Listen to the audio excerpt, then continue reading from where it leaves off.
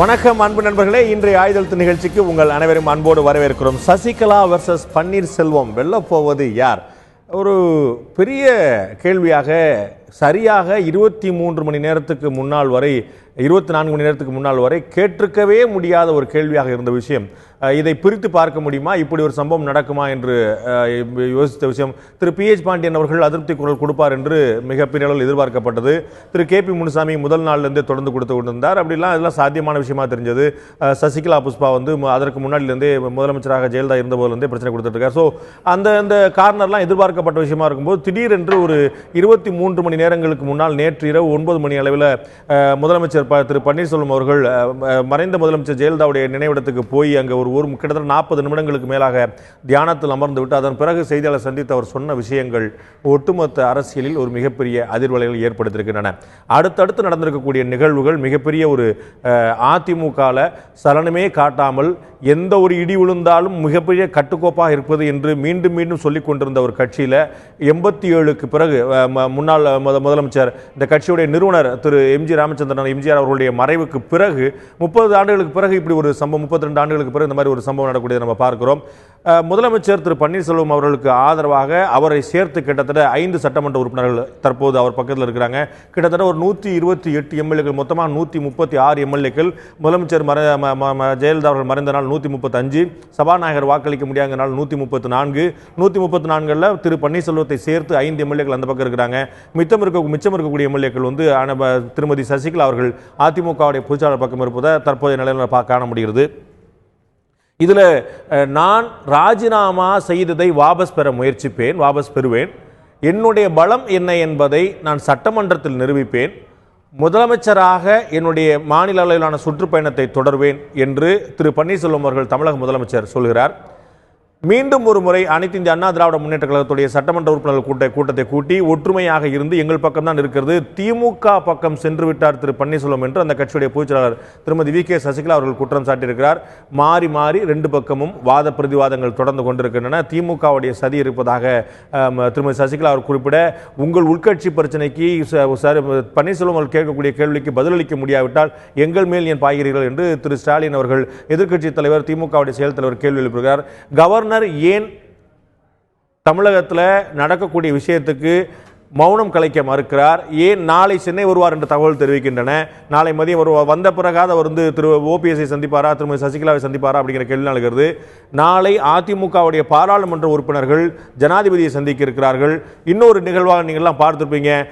அதே போல கிட்டத்தட்ட ஒரு 30 ஆண்டுகளுக்கு இன்னும் 89 வாக்கில் அப்படின்னு நினைக்கிறேன், 87 தான். ஸோ 87 தான் எம்எல்ஏக்கள் எல்லாருமே பஸ்ஸில் இதே மாதிரி போய் ஒரு டூர் போன காட்சியெல்லாம் பார்த்தோம். அதற்கு பிறகு அதே மாதிரி இன்னைக்கு நல்ல ஒரு சொஃபிஸ்டிகேட்டட் ஒரு ஆம்னி பஸ்ஸில் வந்து எம்எல்ஏக்கள் அமைச்சர்கள்லாம் வந்து ஜாலியாக உட்கார்ந்து பார்த்தோம். அவங்க சொந்த கார்கள், அவருடைய கார்கள்லாம் விட்டுட்டு அவங்க எம்எல்ஏலாம் வந்து 3 பேருந்துகளில் வந்து ஒரு நட்சத்திர விடுதியில் அவங்க அத்தனை நேரம் தங்க வைக்கப்படக்கூடிய நிலைமையெல்லாம் நான் பார்த்தோம். இது மாதிரி அரசியல் நிகழ்வுகள் மிகப்பெரிய பரபரப்பை ஏற்படுத்தியிருக்க சசிகலா வர்சஸ் பன்னீர்செல்வம் வெல்லப் போவது யார் என்ற தலைப்பில் இன்றைய ஆயுதெழுத்து நிகழ்ச்சியில் நாம் விவாதிக்க இருக்கிறோம். நிகழ்ச்சியின் இந்த பகுதியில் நம்முடைய பாஜகவை சேர்ந்த செய்தி தொடர்பாளர் திரு MN ராஜா அவர்கள் முன்னிலைகிறார். உங்கள் நிகழ்ச்சிக்கு வரவேற்க. அதேபோல திரு தீரன், பேராசிரியர் திரு தீரன் அவர்கள் அதிமுகவுடைய செய்தி தொடர்பாளர் முன்னாள் சட்டமன்ற உறுப்பினர், உங்கள் நிகழ்ச்சிக்கு வரவேற்கிறேன். அதேபோல திரு பீட்டர் அல்போன்ஸ் அவர்கள் காங்கிரஸ் கட்சியுடைய மிக மூத்த தலைவர் திரு பீட்டர் அல்போன்ஸ் அவர்கள் நம்மோடு இணைகிறார். உங்கள் அனைவரும் இந்த நிகழ்ச்சிக்கு வரவேற்கிறேன். நான் முதல்ல திரு பீட்டர் அல்போன்ஸ் அவர்கள்ட்ட கேட்கலான்னு நினைக்கிறேன். பாஜகவுடைய பங்களிப்பு இந்த செயல்பாட்டில் இருக்குது அப்படின்னு ஊடகங்களில் சில இடங்கள் செய்தி வருது. திரு பழ நெடுமாறன் அவர்கள் சொல்லியிருக்கிறார். திமுகவுடைய பின்னணி இருக்குது அப்படின்னு அதிமுகவுடைய பொதுச்செயலாளர் குற்றம் சாட்டுறாங்க. நான் ஏற்கனவே அறிமுகத்தில் குறிப்பிட்டது போல திமுக செயல் தலைவர் திரு ஸ்டாலின் அவர்கள், எதிர்க்கட்சி தலைவர், உங்களுடைய உள்கட்சி பிரச்சனைக்கு எங்க மேலே ஏன் பாயிறீங்க, முடிஞ்சா நீங்க OPS உடைய கேள்விக்கெல்லாம் பதில் சொல்லி பாருங்கன்னு சொல்றார். உண்மையிலேயே இதுல பாஜகவுடைய பங்களிப்பு இல்லையா? உண்மையிலேயே திமுகவுக்கு இதுல அக்கறை இல்லை என்று சொல்லிவிட முடியுமா திரு பீட்டர் அல்போன்ஸ்? அதாவது பாண்டே, நீங்கள் நம்முடைய அரசியல் சாசன சட்டம் வந்து இதை போன்ற சூழ்நிலைகளை எல்லாம் எதிர்பார்த்துத்தான் அப்படிப்பட்ட சூழ்நிலைகள் ஏற்பட்டால் என்ன செய்யப்பட வேண்டும் என்பதை நம்முடைய அரசியல் சாசன சட்டத்தை தயாரித்த நம்முடைய முன்னோர்கள் மிக ஆழமாக சிந்தித்து அருமையான ஏற்பாடுகளை செய்திருக்கிறார்கள். ஒரு மாநிலத்திலே அரசியல் குழப்பம் ஏற்படுகின்ற போது அந்த மாநிலத்தினுடைய ஆளுநர் பொறுப்பு என்பது மிக அத்தியாவசியமாகிறது. ஆட்டுக்கு தாடி, மாநிலத்திற்கு ஆளுநர் என்றெல்லாம் ஒரு காலத்திலே பேசுகின்ற போது சொன்னார்கள். ஆளுநர் எப்பொழுதும் தேவையில்லை, ஆனால் எப்பொழுது ஒரு அசாதாரணமான சூழ்நிலை நிலவுகிறதோ அப்பொழுது ஆளுநருடைய பொறுப்பும் கடமையும் தான் அப்பொழுதுதான் மக்கள் உணர்வார்கள் என்று சொன்னார். இன்று தமிழகத்திற்கு அதை போன்ற ஒரு காலகட்டம். இன்றைக்கு நான் உங்கள் மூலமாக தமிழக மக்களுக்கும் பாரதிய ஜனதா கட்சியை சார்ந்த என் நண்பர் ராஜா அவர்களுக்கும் கேட்க ஆசைப்படுகிறேன். தமிழகத்துக்கு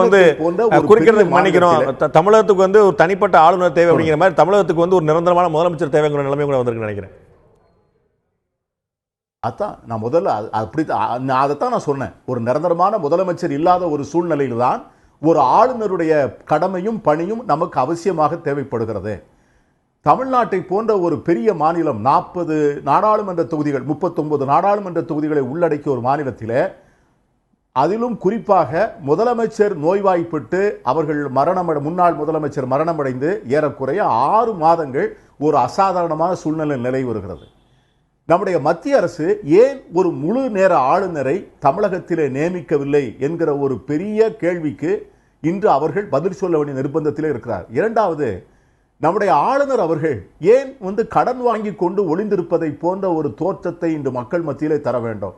அவர் இஸ் எ கான்ஸ்டிடியூஷனல் ஃபங்க்ஷனரி. அவர் ஏன் தன்னுடைய நடவடிக்கைகளை, தன்னுடைய இருப்பை, தன்னுடைய சுற்றுப்பயண திட்டத்தை மிக பகிரங்கமாக அறிவித்து இதை போன்ற ஒரு குழப்பமான சூழ்நிலையிலே ஆளுநர் ராஜ்பவனிலே இன்றைக்கு இருப்பார், இத்தனை மணிக்கு இருப்பார் ஏனென்று சொன்னால் அவர் எதற்காக ஒளிந்து கொண்டிருக்கிறார்? அந்த கேள்வியை கேட்பதற்கு நான் கொஞ்சம் தயங்குகிறேன். ஏனென்றால் I don't want to address a constitutional functionary with such a remark, but I know the importance of the remark. எதற்காக ஆளுநர் அவர்கள் ஒளிந்து கொண்டு இருக்க வேண்டும்? அவர் தன்னை பகிரங்கப்படுத்த வேண்டும் அல்லவா? இதை போன்ற ஒரு சூழ்நிலையில நான் இன்னைக்கு இதை விட்டுருங்க. இன்னைக்கு அரசாங்கம் இன்னைக்கு நம்முடைய முதலமைச்சர் இன்றைக்கு தனியாக நிற்கிறார். அவருக்கும் அமைச்சரவைக்கும் தொடர்பு இல்லை. அவருக்கும் அமைச்சரவைக்கும் தொடர்பு இல்லை என்று சொன்னால் அரசு இயந்திரத்தை எப்படி நடத்துகிறார்? இல்ல அப்படின்னு நீங்க சொல்றீங்க. ஆனா அமைச்சர்லாம் என்கிட்ட பேசிட்டு தான் இருக்காங்கன்னு திரு பன்னீர்செல்வம் அவர்கள் தமிழக முதலமைச்சர் நான் என்கிட்ட சொல்லியிருக்கிறார். நீங்க பாண்டே, நீங்க தான் சொன்னீங்க அமைச்சர்கள் உல்லாசமாக காரில் ஏறி போகிறார்கள், அவர்கள் கார்களை விட்டு விட்டு போகிறார்கள் என்று நீங்க தான் இப்பொழுது துவக்கத்திலே சொன்னீர்கள். ஆனா தொடர்புல இருக்கிறதா சொன்னார். You are an eyewitness to that. அது எப்படி? நீங்கள் ஒரு அரசாங்கம் அவரே பகிரங்கமாக அமைச்சர்கள் மீது தான் குற்றம் சாட்டுகிறார். என்னுடைய அமைச்சரவையே என்னுடைய கட்டுப்பாட்டிலே இல்லை என்று சொல்லுகிறார். அதை போன்ற ஒரு சூழ்நிலையிலே தமிழகத்திலே எந்த அசம்பாவிதம் வேண்டுமானாலும் நடக்கலாம். ஒரு இயற்கை சீற்றம் நடக்கலாம், ஒரு எதிர்பாராத விபத்து நடக்கலாம். அப்பொழுதெல்லாம் ஆளுநர் இருக்க வேண்டிய பொறுப்பு இருக்கிறது அல்லவா? இந்த அரசியல் சூழ்நிலையை விட்டு விடுங்கள். அப்பொழுது என்ன நினைக்கிறார்கள் மத்திய அரசு? தமிழ்நாட்டிலே குழப்பம் தொடர்ந்து இருக்க வேண்டும். அந்த குழப்பம் தொடர்ந்து இருந்தால்தான் தாங்கள் நினைத்த அரசியல் ஆதாயங்களை பெற முடியும் என்று மத்திய அரசு நினைக்கின்ற காரணத்தினால்தான் தமிழகத்தையும் தமிழகத்தினுடைய அரசியல் நிலையையும் இன் சச் எ கேர்லெஸ் வே, அதாவது இதை என்ன வேண்டுமானாலும் செய்தாலும் தமிழ்நாட்டில் கேட்பதற்கு ஆள் இல்லை என்கிற சூழ்நிலையில, உதாரணமாக எதிர்க்கட்சி தலைவர் இருக்கிறார் வைத்துக் கொள்ளுங்கள். அவர் இன்னைக்கு ஆளுநரை பார்க்க வேண்டும் என்று சொன்னால் எங்கே போய் பார்ப்பது? இதை போன்ற ஒரு சூழ்நிலையிலே ஆளுநர் இல்லை என்றால் ஆளுநர் பதவிக்கு என்ன பொருள்? அப்படி ஒரு ஆளுநர் பதவி என்பது ஒரு அரசியல் ஆதாயத்திற்காக பயன்படுத்துவதற்காகத்தான் என்று பாரதிய ஜனதா கட்சி நினைக்கும் என்று சொன்னார். பிரச்சனையோட மையப்புள்ளியா அதிமுகவில் ஏற்பட்டிருக்கக்கூடிய குழப்பங்கள் தாண்டி பாஜக தான் காரணம் போய் நம்ம நிக்க போறோமா? இல்ல, நான் அதை சொல்லல. நான் you have to find the difference between my contention. நான் ஜனநாயகத்தில் இதை போன்ற குழப்பங்கள் வரலாம். பாராளுமன்ற ஜனநாயகத்திலே அரசியல் கட்சிகளுக்கு மத்தியிலே ஒரு பெரிய தலைவர் இறந்த போது there is a vacuum, political vacuum. இன்னைக்கு அதனால ஒரு அசாதாரண சூழ்நிலை, அதுக்காகத்தான் கவர்னரை வைத்திருக்கிறோம். இல்லைனால் வித்யாசாகர் ராவுக்கும் தமிழ்நாட்டுக்கு என்ன சம்பந்தம்? அவருக்கும் தமிழ்நாட்டு மக்களுக்கு என்ன பொறுப்பு? அவர் நாம் தேர்ந்தெடுத்தோமா? கான்ஸ்டிடியூஷன் ப்ரொவைட்ஸ், அரசியல் சாசன சட்டம் ஒரு சேஃப்டி வால். இதை போன்ற கிரைசிஸ் வருகின்ற போது இது ஒரு பெரிய கான்ஸ்டிடியூஷனல் இம்ப்ராப்பரிட்டி. கவர்னர் தமிழ்நாட்டை அவாய்ட் பண்ணுகிறார். ஏன் ஒளிந்து போகிறார்? நம்ம தொடர்ந்து பேசுவோம். ஒரு ஃபங்க்ஷன் வைக்கிறார், அதை பிறகு அவரே கேன்சல் செய்கிறார். பிறகு எந்த ஊரிலே இருக்கிறேன், எப்பொழுது வருகிறேன் என்று அவர் முதலமைச்சருக்கு சொல்லி இருக்கிறாரா? யாருக்காவது அவர் யாருக்காவது அவர் எப்பொழுது வருவார் என்று தெரியுமா? நம்ம தொடர்ந்து வாதி. All these questions the constitution they have to answer. நம்ம தொடர்ந்து திரு தீரன் அவர்கள் அரசியல் கடமையை, தன்னுடைய அரசியல் சாசன கடமையை செய்வார் அப்படின்னு ஆளுநர் மீது உங்களுடைய பொதுச் செயலாளர் நம்பிக்கை தெரிவித்திருக்கிறார். அவர் செய்வார் நினைக்கிறேன், எனக்கு அவநம்பிக்கை இல்லை. he has to do, he will do அப்படின்னு நான் நினைக்கிறேன் சொல்றார். திரு பீட்டர் அவர்கள் சொன்னது போல இதற்கு பின்னணியில் ஏதேனும் காரணம் இருக்கும்னு நினைக்கல. ஒரு அசாதாரணமான சூழ்நிலை ஏற்படட்டும், அது நமக்கு சாதகமான வாய்ப்பா இருக்கட்டும், பாஜகவோ மத்திய அரசோ ஆளுநரோ அவர்களுடைய என்ன ஓட்டத்தை நிறைவேற்றிக் கொள்வதற்கான முயற்சியில் இருக்காங்க அப்படின்னு நீங்க நினைக்கிறீங்களா? உங்களுக்கு அந்த சந்தேகம் இருக்கிறதா? இல்லை, எங்களுக்கு அந்த மாதிரியான சந்தேகம்லாம் கிடையாது. ஏன்னா அனைத்து இந்திய அண்ணா திராவிட முன்னேற்றக் கழகத்தை பொறுத்தளவில் இன்றைக்கு இந்தியாவிலேயே ஒரு மூன்றாவது மிகப்பெரிய கட்சி, ஒரு பாராளுமன்றத்தில் ஆமாம், பாராளுமன்றத்தில் ஒரு மாநில கட்சியானது மூன்றாவது பெரிய கட்சியாக இதுவரையிலே இருந்தது கிடையாது. அதிமுக அந்த சாதனையை இன்றைக்கு படைத்திருக்கிறது. 1,54,00,000 உறுப்பினர்களுக்கு மேலே உள்ள ஒரு மிகப்பெரிய குடும்பம் அனைத்து இந்திய அண்ணா திராவிட முன்னேற்றக் கழகம். அந்த குடும்பத்தில் எத்தனை பேர் இருக்காங்க? இல்லை, எல்லாமே அங்கே தான் இருக்கிறோம். இதில் ஒரு சிலது, அதாவது ஆங்கிலத்திலே நதியை பற்றி ஒரு பழமொழி உண்டு, men may come and men may go, I go for long ever என்று சொல்லுவார்கள். அதாவது அந்த நதியை போல மனிதர்கள் வருவார்கள் போவார்கள், ஆனால் நான் மட்டும் சிரஞ்சீவியாக நிரந்தரமாக ஓடிக்கொண்டே இருப்பேன். அதிமுக இருக்கும் என்று சொல்லலாம். அதிமுக யார் தலைமையில் இருக்கும் அப்படிங்கிறதான மென்மேக்கம்மா விமன் மேக்கம்மா அப்படிங்கிறதான கேள்வி. இல்லை, இப்போ நிச்சயமாக அனைத்து இந்திய அண்ணா திராவிட முன்னேற்றக் கழகத்தினுடைய பொதுச் செயலாளராக தொண்டர்களுடைய ஏகோபித்த ஆதரவுடன் ஒரு அந்த பொதுக்குழு உறுப்பினர்களாலே தேர்வு செய்யப்பட்டிருப்பவர் தியாகத் தலைவி மதிப்பிற்குரிய சின்னம்மா அவர்கள். நேற்று வரைக்கும் கட்டுக்கோப்பு அப்படின்னா அது அதிமுக அப்படின்னு நீங்க எல்லாரும் பல சந்தர்ப்பங்களை சொல்லியிருக்கீங்க. இது மாதிரி ஒரு வரலாற்று கைமாற்றம் இதுக்கு முன்னாடி நடந்திருக்குமா? முதலமைச்சர் பதவியேற்பு என்ன, பொதுச் செயலாளர் நியமனம் என்ன, அப்படி நடந்த விஷயம் சொல்லிட்டு நீங்க அத்தனை பேருமே ஒரு 3 நாள் முன்னாடி வரைக்கும் பேசியிருந்தீங்க. ஜஸ்ட் ஒரு 24 ஹவர்ஸ்ல என்ன நடந்திருக்கு? திரு KP முனுசாமியோ, திரு PH பாண்டியனோ, திருமதி தீபாவோ இவங்கெல்லாம் பேசின ஒரு பக்கம் இருக்கட்டும், விசுவாசம் அப்படின்னு ஒரு அடையாளப்படுத்தி அவர் மாதிரி உண்டா, அவர் மாதிரி பணி உண்டா, அவர் மாதிரி எளிமை உண்டா, அவர் மாதிரி நேர்மை உண்டா அப்படி அடையாளப்படுத்துற நீங்களே ப்ரொஜெக்ட் பண்ண ஒருத்தர் இவ்வளவு பெரிய குற்றச்சாட்டுகளை சொல்லி மனசாட்சியை உந்துதுங்கனால வெளியே போறேன் அப்படின்னு சொல்லிட்டு அவர் நான் வாபஸ் வாங்குவேன், திரும்பி என்னுடைய பலத்தை நிற்பேன், இவ்வளவு விஷயங்கள் நடக்குது அப்படிங்கும் போது நீங்கள் இன்னமுமா சொல்லிக் கொண்டிருக்கல நாங்கெல்லாம் ஒரே குடும்பமா இருக்கிறோம், அவனா இருக்கோம். 5 MLAக்கள் அவரை சேர்த்து இன்னைக்கு தேதிக்கு 5 MLA அவர் பக்கம் இருக்கிறாங்க. அதாவது அதைத்தான் நான் சொல்றேன். இந்த இது கோப்பையில் காப்பி ஆத்துகிற பொழுது ஒரு சில துளிகள் தவறி கீழே விழலாம். அந்த மாதிரி ஒரு சில துளிகள் தானே தவிர இது கட்சியினுடைய கட்டுக்கோப்பை எந்த வகையிலும் சீர்குலைக்கவில்லை. நான் உங்களுக்கு ஒன்றை தெளிவாக முதலமைச்சர் திரு பன்னீர்செல்வம் அவர்கள் சொல்கிறார், என்கிட்ட அமைச்சர் பெருமக்கள் தொடர்பில் இருக்கிறார்கள், சட்டமன்ற உறுப்பினர்கள் தொடர்பில் இருக்கிறார்கள், நான் அத்தனை பேர் பேசிக் கொண்டிருக்கிறேன், யார் யார் என் பக்கம் வருவார்கள் என்பதை சட்டமன்றத்தில் பாருங்கள் என்று அவ்வளவு நம்பிக்கையோடு சொல்கிறார். அதை பார்க்கத்தானே போகிறோம். நான் என்ன சொல்லுகிறேன் என்றால், ஒரு முதலமைச்சரோடு அமைச்சர் பெருமக்கள் பேசி இருக்கிறார்கள் என்று சொன்னால் என்ன பேசியிருப்பாங்க தெரியுமா? என்னங்க நல்லா இருக்கீங்களா? இல்லை, நல்லா இருக்கீங்களான்னு இல்லை, நீங்கள் எப்படி இருந்தீங்க உங்கள் கடந்த காலத்தை நினச்சி பாருங்க. நீங்கள் ஒரு தேநீர் கடை நடத்திட்டு இருந்தவர தமிழகத்தினுடைய முதலமைச்சரா ஒரு முறை அல்ல, இருமுறை அல்ல. அவ்வளவு இழிவான தொழில் இல்லையா தேநீர் கடை நடத்துறது? இதைத்தான் அவ்வளவு இழிவான தொழில் இல்லையா தேநீர் கடை நடத்துறது? இல்ல, டீ கடைலாம் நடத்துறது எளிமை. நான் எந்த ஒரு தொழிலையும் இழிவுபடுத்தி பார்க்கிறவர்கள் அல்ல நாங்கள். அதாவது ஒரு எளிமையான ஒரு கடை, தேநீர் கடை வைத்திருந்தவரை இந்த அளவிற்கு, ஏன்னா அவரே சொல்லி இருக்கிறாரு. சார் நீங்க சொல்லுங்க, ஒரு பொதுக்குழு உறுப்பினராக இருந்தவர் பொதுச் செயலாளராக உடனே மாறுவது அது ஒரு ஹை ஜம்பா, அல்லது வார்டு பிரதிநிதி போல இருந்து தமிழக முதலமைச்சராக மறந்து ஜெயலலிதா அவர்கள் சொன்னது போல பெரிய உலகத்தில் 18வது வார்டுக்கான மேலமைப்பு பிரதிநிதியா இருந்து அங்கிருந்து கொஞ்சம் 77ல இருந்து கொஞ்சமா நகரமன்ற உறுப்பினர்ல இருந்து, நகராட்சி தலைவர்ல இருந்து, MLAல இருந்து, மந்திரில இருந்து, முதலமைச்சர் வரைக்கும் போய் பொருளாளர் கடைசி வரைக்கும் இருந்து இது வளர்ச்சியா? நீங்க எங்க வந்திருக்கீங்கன்னா இது ஹை ஜம்ப் கிடையாது, பைபாஸ் கிடையாது. இல்ல, நல்லா கேட்டுங்க.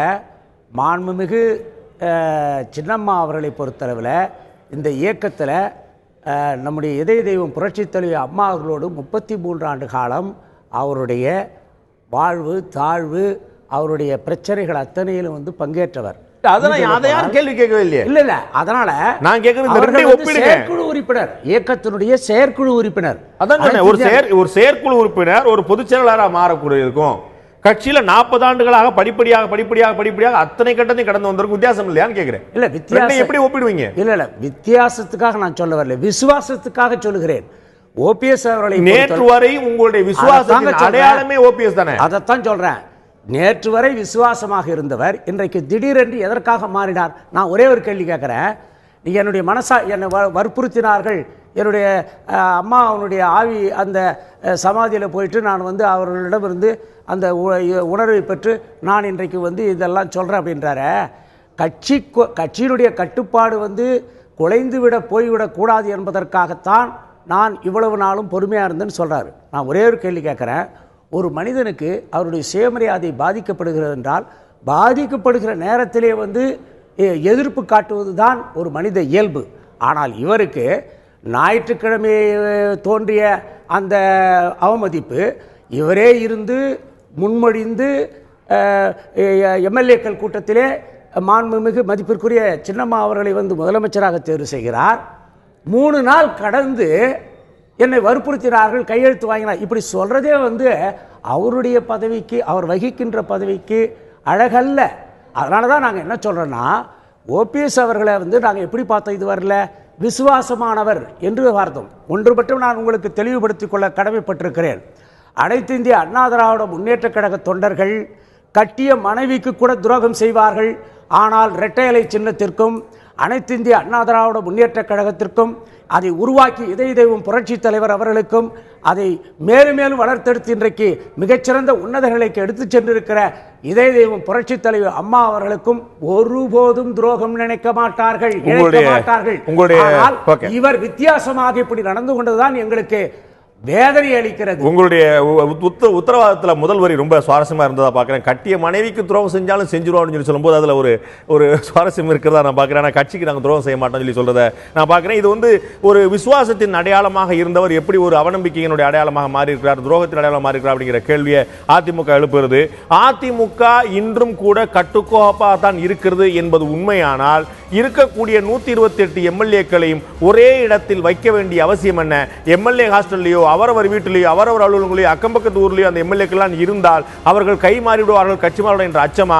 அப்ப கட்டுக்கோப்பு என்பது, கட்டுப்பாடு என்பது கட்டி வைப்பதா தான் இருக்கிறதா? நான் பாஜகவுடைய செய்தி தொடர்பாளர் திரு எம்.என். ராஜா அவர்கள்ட்ட கேட்க விரும்புகிற விஷயம், நேற்று இந்த நிகழ்ச்சியில் திரு கே.டி. ராகவன் அவர்கள் பேசும்போது ஒரு டிலே அப்படின்னு சொல்லி சொன்னால் எவ்வளோ நாள் அப்படிங்கிற கெடு இருக்கணுங்க, ஒரு கெடுன்னு இருந்தால் தான் அதை தாண்டி போனால் டிலேன்னு சொல்லி சொல்லுவாங்க.